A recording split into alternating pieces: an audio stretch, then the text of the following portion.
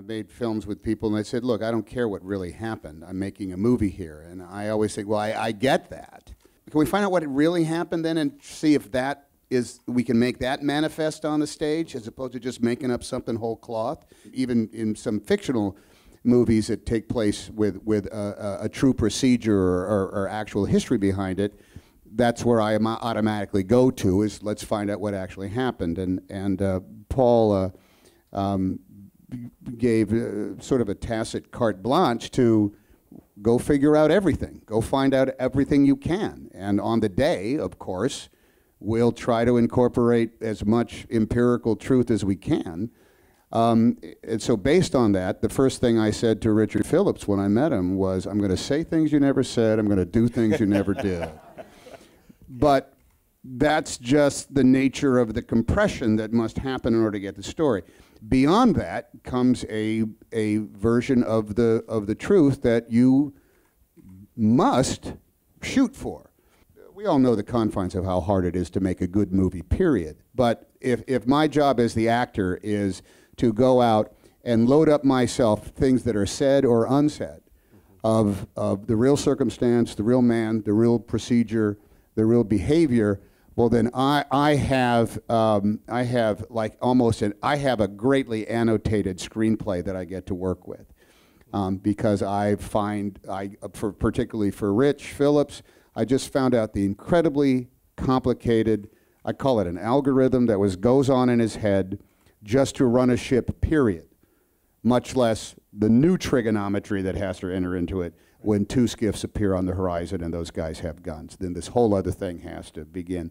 And look, it's not necessarily anything that has come out, that is stated, but it ends up being imprinted somehow in key moments of the behavior throughout. And that is a wonderful thing to be able to have in your pocket. This gentleman here on my left, we knew each other a little bit, but I'd always wanted to make a film with Tom. And it was my one chance. So I seized it with both hands. That, to be honest, was the biggest part. And also there was a personal thing. My father was in the Merchant Marine in the 40s and 50s and spent his life at sea. He later became a pilot, an ocean pilot. So I felt I knew something about that world, or rather I didn't know anything about that world and wanted to know. You know, that thing where you don't really understand your father's life because it's lived away from you, you know. But they're particular sorts of people, you know. People go to sea. It's a calling, you know. It's something deep inside them. And they tend to be men of few words. They certainly don't cry. They're hard-working men, you know. So on Wednesday, I'm going to show him the film. He's very elderly now, but he's going to come down. We'll somehow manage to figure out how to get him into the theatre. And I can guarantee you, as anybody here who's grown up in a household, you know, where the father goes to sea, he will find every single thing that's wrong with that movie from first frame to last. And he will tell me all of them. Well, I know that you worked with a casting director on this film, Francine Maisler. Francine, yeah. Francine. One of the things you find when you direct films is you're given credit for all sorts of things that really, truly belong elsewhere. That was an absolute case in point. I said to Francine, so we're going to need to find Somali actors. And I'm pretty sure there isn't a Somali acting community in Los Angeles or New York, so what are we going to do, Francine? And she went, great, I love challenges like that. So she and her team went to work. They went to Minneapolis, and they put out an advert on the television, and I'll let Barker tell you what happened. So I'm just hanging out at my friend's house, and Actually, what were you doing at your friend's house? I've heard you It's say. how it begins for us all. I'm at a friend's house. And then he came on the TV, Tom Hanks, casting call, Somali actress. That's all I needed to hear. I went there the next day, and a big crowd of people, like almost close to 800, past 700. And they asked me a very simple questions. What's your name? Were you born? And how old are you? After that, I was given a piece of paper that I had part of the script, and I was assigned to the character Musi. Was told to come back the next day, memorize the lines. The second day I come back, less crowd of people now. But then I was told that I cannot audition by myself, that I need to be part of a group. There's a lot of guys there, but then we had to either form our own group or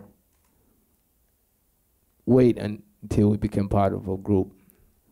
And there I was with a close group of my friends that was there, 3 of my friends that, you know, we lived in the same buildings for a long time, so. So we formed our own group, and we didn't do that good the first day, and after that, we went home and we practiced, and we came back the second day and we did better. We auditioned a few times, and then Francine gave us a call to LA. There we meet Paul Greengrass. All 4 of them were really good, and they had great group identity, you know, and they had great individual definition one from another. They'd understood instinct, you know, because they're good actors. You know, that's it. We saw the terror in your eyes, and we saw the terror in Muse's eyes. But one scene in particular that struck out for me is that scene where Muse's holding the gun to Captain Phillips' head, and when he removes it, there's the gun imprint on your forehead. Yeah. Take us to that day. Ouch. Ouch. Yeah. Well, I'll go first, but you got to take some of this, man, because it was an incredibly small, foul-smelling place. Even though it was fake, we were on the gimbal on the set, but we were all pumped, you know, in the best way. I mean, we had breaks and we'd laugh, and Moose, Barkad, Mahat, and Faisal would speak in their language that I didn't understand, and I'd say, what?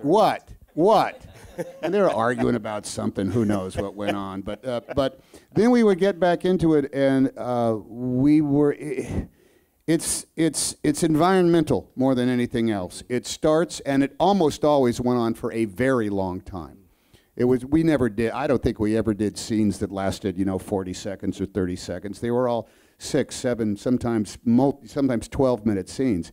And what can you say? You just go there, and you're not really sensing anything but the fact that your emotion is at a fever pitch. Right, Barkad, why don't you tell us a little bit about that on your end of it, your side of it? Yeah, it was. I mean, because you're working with Tom Hanks. Right.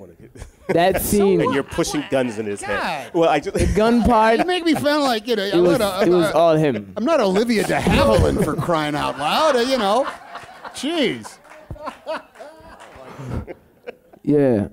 But that scene was really hard, I understood the weight of it, and I remember thinking about it a lot that night, and I didn't know what to do, honestly, till the next day I came, and Paul just told me, just take control and, just do it. This is your time. You have to take care of this scene. And that's when I just used a lot of imaginations and just became the character as much as I can. And I became the captain. Yes, you did. Yes, you did. Yes, you did. So, Paul, where do we? He also became an actor, because right after he'd done that scene, there was a big argument. The 4 guys went off and took. It was a huge argument. I went over and I said, "What's the argument about?" And Barkad said, "It's Faisal. He keeps getting in my shot." I thought, "Oh boy, he's well away."